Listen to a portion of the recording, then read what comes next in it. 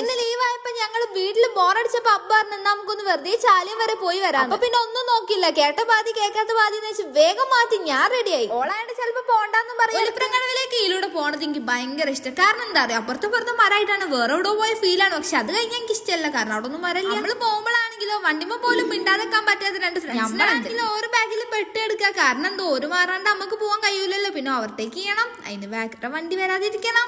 മൂപ്പറയാ സമ്മതിച്ചു. തോണിയിലൊക്കെ ഒറ്റക്ക് പോകണം, എനിക്കൊക്കെ പേടി. വണ്ടി ഉണ്ടാക്കാൻ ഇനി കുഴിയൊന്നും ഉണ്ടാക്കണ്ട, കാരണം ഇവിടെ റോട്ടുമ്പോ തന്നെ കണ്ടറിഞ്ഞ് കുഴികൾ ഇഷ്ടം പോലെ. അങ്ങനെ പിന്നെ ഒരു നീണ്ട ഇടവേളകൾക്ക് ശേഷം ഞങ്ങൾ അവിടെ എത്തിയപ്പോ പിന്നെ അബ്ബാറിന് ഏതായാലും ഇവിടെ വരെ വന്നല്ലോ, കുറച്ച് മീൻ വാങ്ങിയിട്ട് പോവാം. പിന്നെ രണ്ടും കൽപ്പിച്ച് ഞങ്ങൾ അങ്ങോട്ടേക്ക് പോയി. ഈ മഴക്കാലത്ത് ബാഗി പാൻറ് ഇട്ട് നടന്നു കഴിഞ്ഞാൽ ഇതായിരിക്കും അവസ്ഥ. ഞാൻ ആദ്യമായിട്ടാണ് പരുന്തിനൊക്കെ അത്ര ക്ലോസ് ആയിട്ട് കാണുന്നത്, അതും മീൻ തിന്നണത്. അങ്ങനെ തന്നെ ഞങ്ങൾ അവിടെ എത്തി.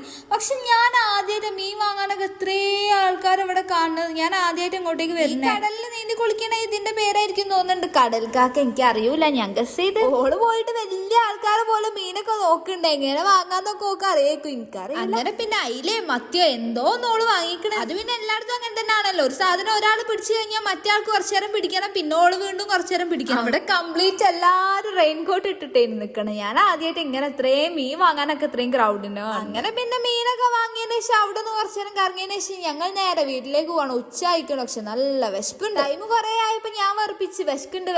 അപ്പൊ പിന്നെ നമ്മൾ നേരെ ഫുഡ് കഴിക്കാൻ കയറി. ഏത് ഹോട്ടലിൽ പോയി കഴിഞ്ഞാലും പിന്നെ ഫുഡ് ഓർഡർ ചെയ്ത് കഴിഞ്ഞാൽ ഒരു ഇടുത്താണല്ലോ. അങ്ങനെ ഞങ്ങളും ആയിരത്തി തന്നെ ഫൈനലി നമ്മൾ ഓർഡർ ചെയ്ത പെരി ചിക്കനും മന്തിയും എത്തി. ഞാൻ തിന്നിട്ട് കാണാം, അതാ നല്ലത്. അപ്പൊ ഇനി നമുക്ക് തിന്നിട്ട് കാണാം, അതാ നല്ലത്. അങ്ങനെ പിന്നെ അവിടുന്ന് നേരെ ഞങ്ങൾ വീട്ടിലേക്ക് ഇനി എങ്ങോട്ടേക്കില്ല. ഉണ്ണിയപ്പ ചട്ടിയിലെ ഉണ്ണിയപ്പത്തിനുള്ള മാവ് വെച്ചതാന്ന് വിചാരിക്കേണ്ട, റോഡന്നാണ് അത്. ഞാൻ തന്നെ അത്ഭുതപ്പെട്ടു, എന്താണ് ഈ റോഡിന്റെ ഒക്കെ ഒരു അവസ്ഥ. അങ്ങനെ പിന്നെ നമ്മൾ നേരെ വീട്ടിലെത്തി. അപ്പൊ ഇത്രയുള്ള. അപ്പൊ ഓക്കെ, ബൈ ഗൈസ്.